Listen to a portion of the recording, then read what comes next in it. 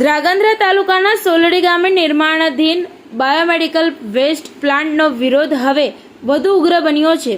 ગ્રામજનોએ tractor rally યોજી પ્રાંત અધિકારીને આવેદન પાઠવી પ્લાન્ટની મંજૂરી રદ કરવાની માંગ કરી છે.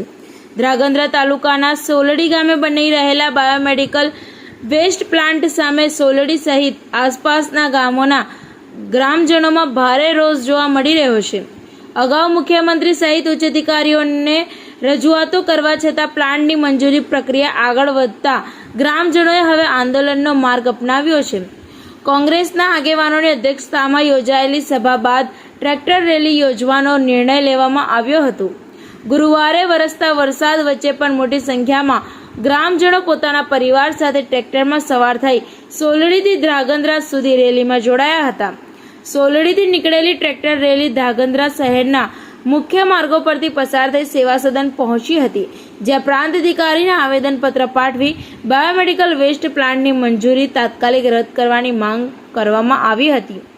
ગ્રામજનોએ ચેતવણી આપી છે કે જો તંત્ર દ્વારા હકારાત્મક નિર્ણય લેવામાં નહીં આવે તો આગામી સમયમાં વધુ ઉગ્ર આંદોલન કરવામાં આવશે. હાલ સમગ્ર પંથકમાં આ મુદ્દો ચર્ચાનો વિષય બન્યો છે.